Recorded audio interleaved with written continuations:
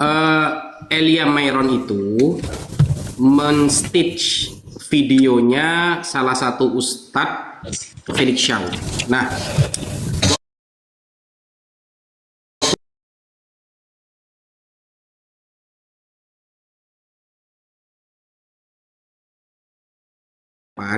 bahwa yang selamat nanti adalah ketika Yesus datang kedua kali dan dia sudah dibaptis. Dia sudah dibaptis. Kalau belum dibaptis atas nama 3 orang ini kan, maka ya, Bapa, Putra, Roh Kudus. Kalau belum dibaptis, maka nanti ketika Yesus turun kedua kalinya, maka itu sia-sia, katanya Elia Mayron. Nah, pertanyaannya seperti ini, sesimpel seperti ini sebenarnya. Kita buktikan dulu yang benar-benar mengikuti Yesus itu siapa? Kita umat Islam atau dia Elia Mayron? Kita buktikan dulu. Satu, Yesus sunat. Yang sunat umat Islam. Ya, di ajaran Kristen, orang-orang yang melakukan sunat itu adalah untuk unsur kesunahan, untuk unsur kesehatan. Jadi gak semuanya, banyak yang gak sunat. Yesus ketika lahir 8 hari, dia sunat. Islam semuanya laki-laki sunat. Yang kedua nih, Yesus mengatakan bahwa dialah satu-satunya Tuhan, Allah yang mengutus dia. Sekarang saya tanya misalnya, yang menganggap Allah sebagai satu-satunya Tuhan itu siapa? Dan mengakui aku sebagai dia yang diutus, sebagai utusannya. Yang mengakui Yesus sebagai utusan siapa? Islam. Nah, untuk pembaptisan, mohon maaf, untuk pembaptisan, itu kita bisa melihat bahwa Matius 28, nomor 19, itu adalah ayat palsu. Bukan kata saya, tapi kata pemikir barat. Ini kita buktikan ya. Kita buktikan.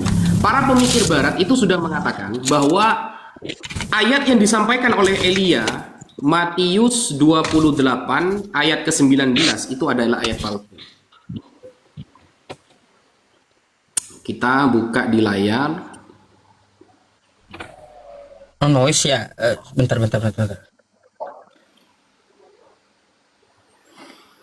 Oke. Kita sementara kita buka dulu ini. Ini bukan kata saya ya, tapi kata pemikir barat. Matius 28 ayat ke-15. Nah, oke, kita balik kamera.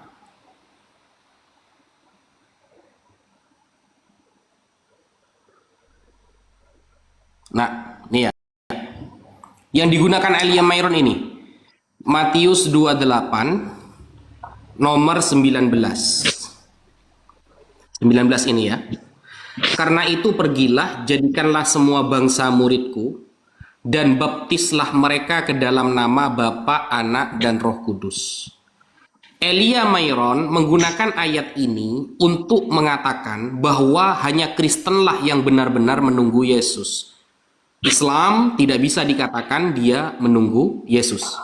Nah, ayat ini dipermasalahkan oleh orang-orang profesor doktor di barat yang notabene-nya mereka Kristen. Kenapa? Karena ayat ini sangat janggal. Kenapa janggal? Yang pertama, bertentangan dengan ucapan Yesus sendiri. Yesus sudah mengatakan, aku diutus hanya untuk domba-domba yang hilang dari kalangan Bani Israel. Itu pertama. Jadi Yesus itu sudah bilang, aku itu diutus untuk Bani Israel saja, bukan di luar Bani Israel, kata Yesus. Tapi kenapa di sini kok malah menyuruh, pergilah, jadikanlah semua bangsa muridku? Itu yang pertama, bertentangan. Ayat ini bertentangan dengan ucapan Yesus sendiri. Yang kedua, para pemikir barat mengatakan ayat ini seharusnya cuma sampai 15. Maka mereka menerima uang itu dan berbuat seperti yang dipesankan kepada mereka, dan cerita ini tersiar di antara orang-orang Yahudi sampai sekarang ini. Sudah cukup. Lah, ayat yang selanjutnya ini dipersangsikan karena nggak nyambung. Biasanya kan kalau satu perikop kan nyambung kan antara tema yang pertama dengan tema yang kedua. Ini adalah ayat terakhir, kata pemikir barat. sampai sekarang ini. Jadi cerita ini sudah tersiar di antara orang Yahudi sampai sekarang ini. Sudah stop. Nah, ayat ke-16 sampai ke-20 ini adalah ayat tambahan. Bukan kata saya, kata Kristen pengkaji di Barat. Kedua. Yang ketiga nih. Kalau kita buka misalnya di dalam 1 Yohanes 5 nomor 7. 1 Yohanes 5 nomor 7 tentang Tritunggal, baptisan 3 nama, sama ya. Ini ya, 1 Yohanes 5 nomor 7. Sebab ada 3 yang memberi kesaksian di dalam sorga, Bapa, Firman, dan Roh Kudus. Dan ketiganya adalah satu. Bapa, Firman, Roh Kudus, dan ketiganya adalah satu. Ayat ini ternyata ayat palsu juga. Bukan kata saya, ini di dalam website resmi milik teman-teman Katolik, Alkitab Sabda. Kita cek di tafsiran, apa isinya di tafsiran? Bagian ayat ini tidak terdapat di dalam naskah-naskah Yunani yang paling tua. Makanya diakhiri begini, karenanya bagian ini pasti tidak asli. Bahkan kemarin Bapak Pendeta Budi Asali, dia adalah gurunya Pendeta Esra Soru, mengatakan ini memang, bayangkan, sekelas kitab suci memuat ayat palsu di dalamnya. Pendeta di Indonesia sudah mulai banyak yang mengakui ayat ini palsu. Terus gimana tuh, Mbak? Yang dipercaya berarti siapa? Jadi begini, Mbak, cara Anda mengetahui yang benar dan yang salah itu begini. Kalau itu diucapkan oleh Tuhan sendiri, oke, kita percaya. Gitu loh. Tapi kalau itu diucapkan oleh bukan di luar Tuhan, berarti itu tafsiran. Diucapkan oleh Yohanes, diucapkan oleh Matius, diucapkan oleh Markus, diucapkan oleh Paulus. Ya berarti itu tafsiran dong. Karena sesuai referensi mereka masing-masing. Kata teman-teman Kristen, oh itu kan mereka taunya dari Roh Kudus.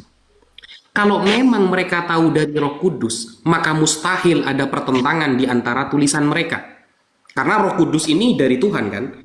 Jadi Tuhan itu anggaplah ya, nyuruh Roh Kudus untuk membantu pencatatan Bible.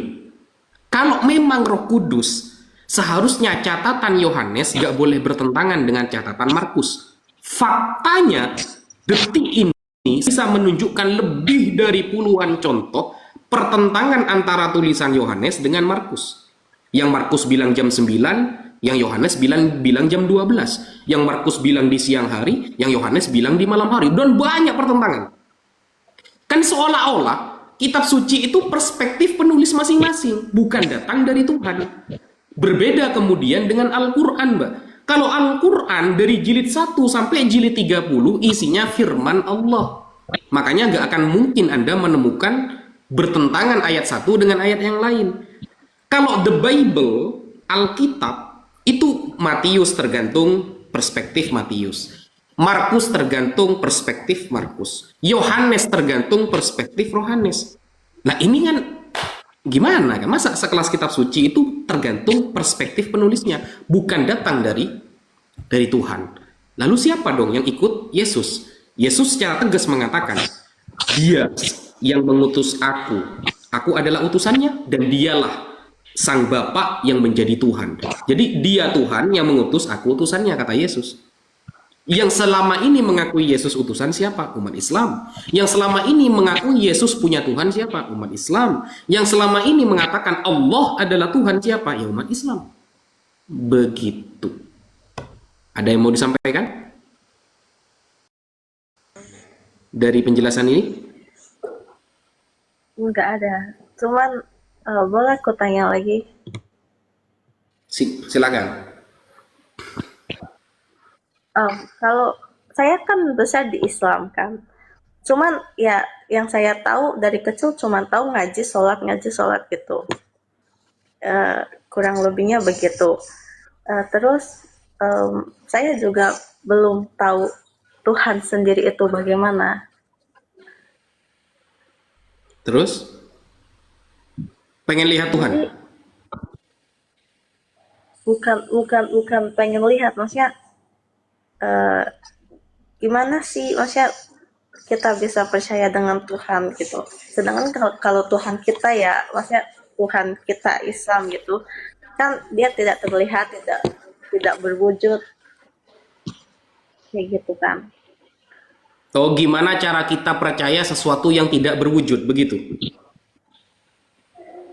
Ya, Begitukah? ya.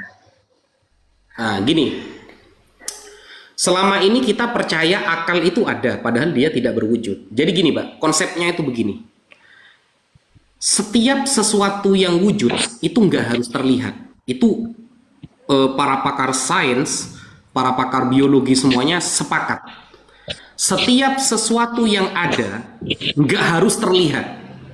Misal, oksigen nggak terlihat, akal nggak terlihat. Kenapa kita percaya? Ya karena kita selama ini berpikir pakai akal kan. Makanya ketika ada jejak unta di padang pasir, menunjukkan pernah ada unta yang lewat. Dunia ini, handphone misalnya. Handphone ini, ya, apakah dia ada dengan sendirinya? Kan tidak mungkin. Pasti ada pabriknya. Sekecil handphone, apalagi yang besar seperti dunia ini. Nah, cara memikirkan yang rasional itu begini. Yang rasional begini, Tuhan itu kan maha segalanya. Ngapain dia jadi manusia hanya untuk menebus dosa orang? Kan nggak rasional kan? Tuhan bisa melakukan segalanya, tapi hanya untuk menebus dosa. Dia harus turun ke dunia, dizolimi orang-orang Romawi, dizolimi Yudas Iskariot, dizolimi banyak orang pengikutnya, bahkan dia lapar, dan lain sebagainya. Masa seribet itu sih Tuhan? Bapak Presiden saja, kalau ingin membantu fakir miskin, kan ajudannya banyak. Apakah ketika Bapak Presiden turun dari mobil, dia gak bisa buka pintu mobilnya? Ya bisa lah buka pintu mobil sendiri. Kenapa kok dibukakan pintu mobilnya? Itu menunjukkan dia keren, agung, ajudannya banyak. Lah, Tuhan, sekelas Tuhan nih yang maha segalanya, hanya untuk dia akan menebus dosa manusia, padahal dia mampu membinasakan semuanya, mampu mengampuni tanpa sentuhan, dia harus jadi manusia dan terhina. Lahirnya di kandang domba lagi, bayangkan. Disebut anak domba lagi. Kurang hina gimana? Nah, Tuhan kita sebagai umat Islam meyakini Tuhan itu Maha Esa. Tuhan itu Maha Kuasa. Ngapain dia turun? Urgensinya apa? Dia turun ke dunia itu apa urgensinya? Kepentingannya apa? Oh, untuk menebus dosa. Menunjukkan bahwa dia Maha Kasih. Kalau kita mau berbicara kasih, Al-Quran di surah pertama sudah menerangkan tentang kasih. Kumpulkan semua kitab di dunia ini, hanya Al-Quran yang ayat pertama di halaman pertama itu sudah menerangkan tentang kasih. Bismillahirrahmanirrahim, dengan menyebut nama Allah yang Maha Kasih lagi Maha Penyayang. Baru buka Quran, Allah sudah menyebutkan dirinya Maha Kasih. Jadi kalau semuanya itu harus terlihat, kenapa kita percaya ke akal? Akal kita nggak pernah terlihat. Kalau semua yang ada harus terlihat, kita percaya ada oksigen. Kita percaya ada karbon dioksida, padahal kita tidak pernah melihat. Begitu, Mbak. Urgensinya apa? Kalau dia harus turun ke dunia. Dia lo mampu menghancurkan semuanya. Kenapa untuk untuk menebus dosa dia harus repot-repot turun, disusui dulu selama 2 tahun, hamil dalam kandungan selama 9 bulan, belum cobaan yang dia hadapi, kan nggak masuk akal sama sekali gitu. You Baik. understand? Afwan, Tat. Boleh sedikit saya mau tanya Mbaknya. Ya. Tadi dibesarkan di Islam ya. Sekarang berarti Kristen gitu. Jadi lingkungan saya yang sekarang, mama angkat saya kan Buddhis dan lingkungan kebanyakan itu Kristen. Oh, Jadi Kristen. kadang Mbak kayak menganut apa sekarang? saya Islam, cuman dibilang Islam juga saya jauh dari Islam. Gimana sih? Tapi pendidikannya dari kecil memang Islam gitu. Islam. Saya TPQ juga meskipun nggak sampai hafal. Oh, Mbak, boleh saya mau tanya, boleh enggak? Kalaunya pendidikannya Islam kan dari kecil kan pasti tuh ya diajarin tentang Islam. Boleh tanya, saya tanya satu hal nggak, buat memastikan aja gitu. Anda tahu i'tidal nggak? Apa? I'tidal.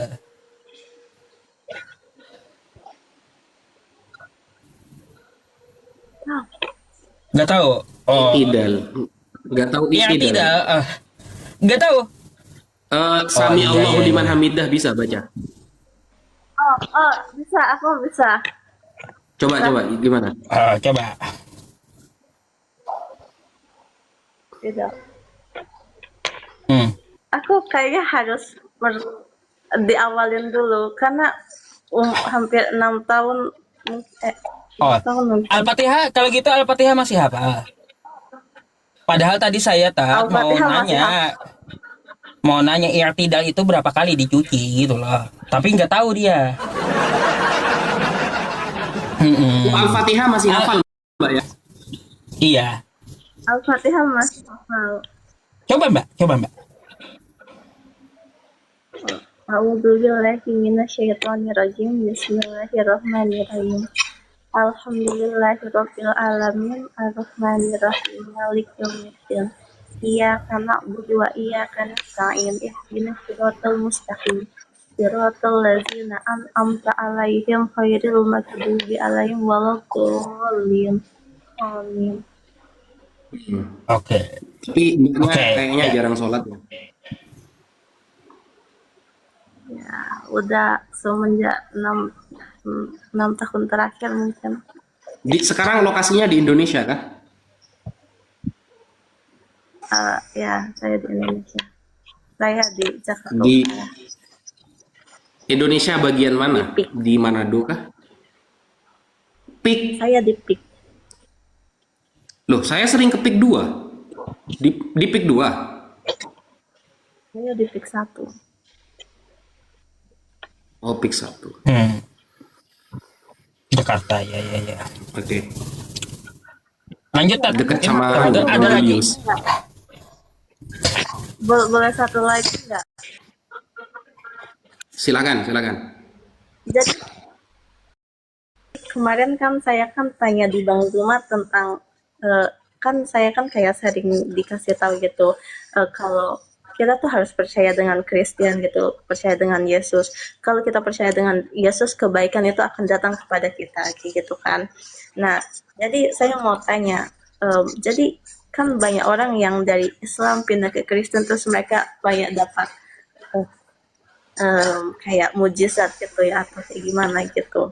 Jadi itu gimana dan Bang Zuma itu udah ngejelasin, Bang Zuma udah ngejelasin begini. Kalau diibaratkan dengan iblis, siapa yang menyembah iblis, apapun yang dia mau akan iblis kasih gitu kan. Nah, terus sekarang saya mau tanya, kalau dibalik itu kan banyak juga yang dari Kristen ke Islam, itu juga banyak yang dapat kebaikan itu. Apa itu juga bisa diartikan sama atau gimana? Gini, Mbak. Jadi hidayah itu hidayah. Hidayah ini artinya gini. Dia bisa tetap Islam, tidak berpindah kepada agama lain. Itu adalah kekuasaan Allah, hak Allah. Nah, bagaimana kemudian ada seorang laki-laki misalnya dari Islam murtad menjadi orang Kristen? Lalu dia menceritakan dia seperti mendapatkan mukjizat dan lain sebagainya. Jadi gini, jangankan antara Islam pindah ke Kristen, Mbak. Di barat, orang-orang yang keluar dari Kristen menjadi ateis itu kan ribuan setiap tahun. Ratusan bahkan ribuan setiap tahun orang Kristen itu pindah menjadi ateis, gak beragama. Kenapa? Karena mereka itu semakin mendalami, semakin gak paham terhadap kekristenan itu. Jadi gini, salah satu cara kita tahu mana ajaran yang benar sama enggak, kita lihat buahnya. Hasilnya, kita lihat hasilnya, Pak. Allah menurunkan Nabi Muhammad di Arab nih, sampai sekarang bangsa Arab mayoritasnya umat Islam dan menjadi umat yang kaya raya dan ilmiah.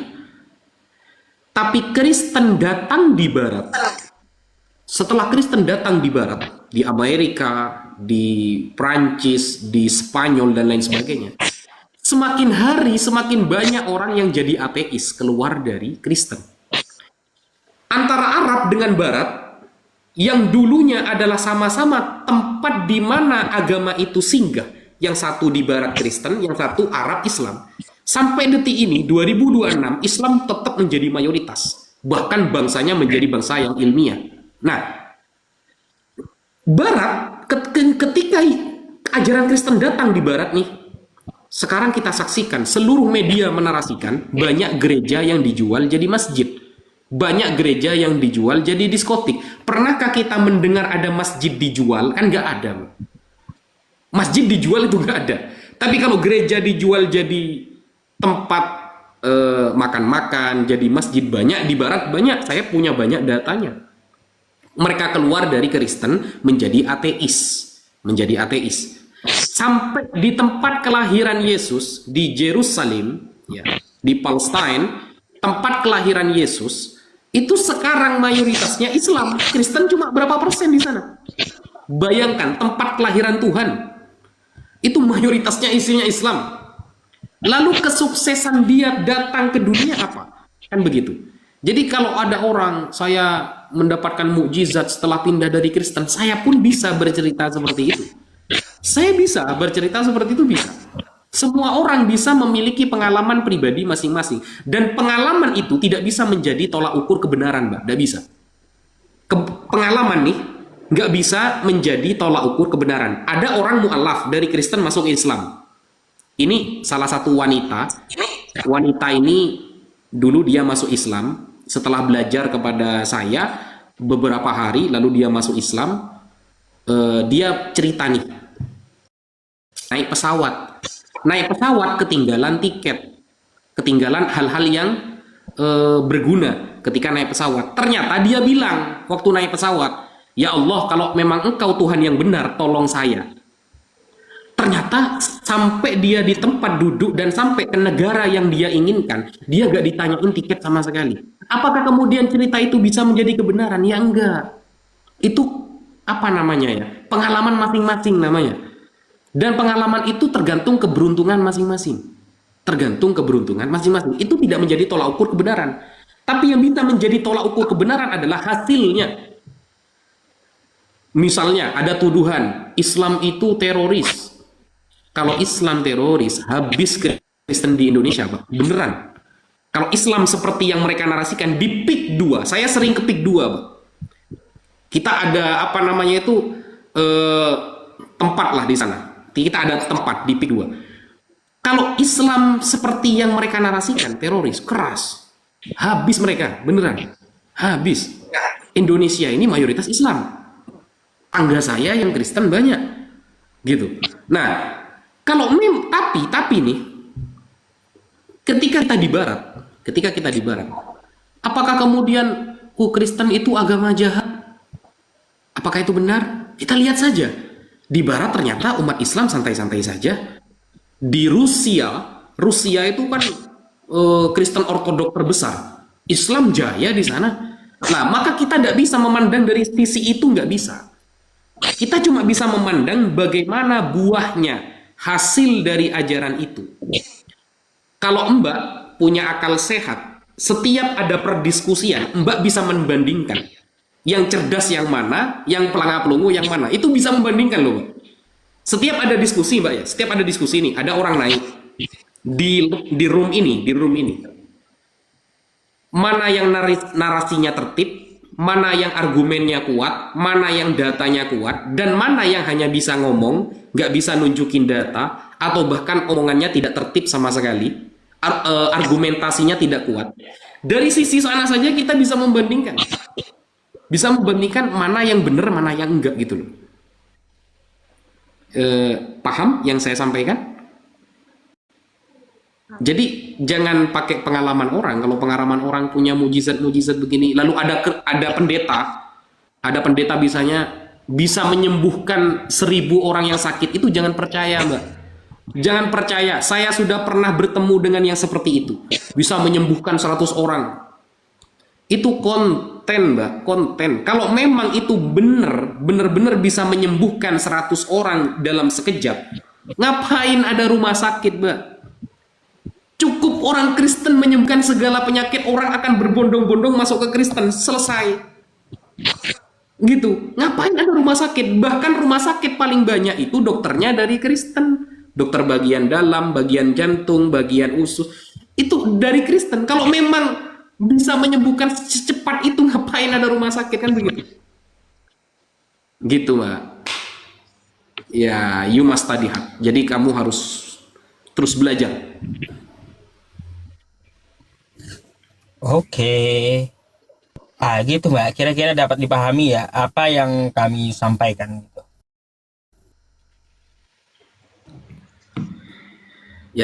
Ya sesuai apa yang saya sampaikan di awal lah, Mbak ya. Kalau ucapan itu benar-benar diungkapkan oleh Tuhan, kita harus percaya. Tapi kalau ungkapan itu bukan dari Tuhan, berarti itu adalah tafsiran manusia. Yesus tak pernah mengatakan dia akan datang ke bumi menebus dosa umat manusia di tiang salib. Yesus tidak pernah ngomong gitu. Sehingga dari mana paham-paham yang sekarang itu? Tuhan tidak pernah mengatakan dia akan jadi manusia dan turun ke dunia. Tuhan gak pernah ngomong kayak gitu. Jadi kalau Tuhannya aja gak ngomong, kenapa kita percaya? Kalau memang itu hal penting, urgensinya jelas, kemudian tujuannya jelas, Tuhanlah yang pertama kali akan menyampaikan itu. Kalau bukan diucapkan Tuhan, berarti manusia, dan itu yang perlu dipermasalahkan. Allah di dalam Al-Quran mengatakan, aku nggak sama dengan apapun. Itu yang ngomong Allah. Al-Quran itu 30 juz isinya firman Allah. Laisa kamitslihi syai'. Aku nggak sama seperti yang kalian bayangkan. Karena makanya Allah mengatakan, nanti di surga kalian akan bisa melihat aku. Kenapa kita kok bisa melihat Allah itu di surga, bukan di dunia, Mbak? Allah itu maha suci. Mata kita najis. Pantaskah mata kita yang selalu melihat dosa-dosa diizinkan melihat dia yang maha suci? Kan nggak pantas, Mbak. Pantaskah kita yang setiap hari mata kita lihat dosa, kita dengan penuh dosa ini melihat dia yang maha suci? Kan nggak pantas. Bukankah ketika orang suci akan bertemu dengan yang suci, dan orang nakal pasti akan Allah pertemukan dengan orang yang nakal? Kan begitu kan? Ketika orang itu nakal, maka perkumpulannya pasti nakal. Kalau orang itu baik, perkumpulannya biasanya orang baik. Maka Allah memberikan kesempatan kita bisa melihat Allah nanti di surga. Karena kalau sudah di surga, dosa kita sudah dihapus, kita menggunakan mata yang suci, tidak pernah lihat yang maksiat, maka Sang Maha Suci mau nengok kita. Kita bisa nengok beliau. Kalau di dunia, mata kita sudah sering nengok maksiat, mulut kita sering caci maki orang, tangan kita sering berbuat zolim, pendengaran kita sering dengerin gibah, fitnah, dan lain sebagainya. Mau berhadapan dengan dia yang maha suci, pantas enggak? Kan enggak. Makanya Allah bilang, nanti saja hambaku, kalau mau ketemu aku di surga. Buktikan dulu kelakuan kamu di dunia. Kalau kamu kelakuan di dunia itu top, VIP, maka kamu akan dapat tempat VIP nanti di surga. Tapi kalau kelakuan kamu sama sekali nggak VIP, jangan pernah berharap kumpul bersama orang-orang yang VIP nanti di surga. Begitu. Oke. Paham? Ya. Semoga paham. Oke. Mau nggak paham? Oke Mbak, ada lagi? Kalau nggak ada lagi, mungkin kita bisa gantikan dengan kawan-kawan Kristen yang mau diskusi, yang antri di bawah gitu. Gimana? Udah, terima kasih. Baik. Jika ada pertanyaan kembali, silakan naik kembali besok atau lusa ya Mbak ya. Silakan di follow aja gitu. Terima kasih atas diskusinya ya. Saya izin gantikan Mbaknya dulu dengan kawan Kristen yang antri di bawah ya.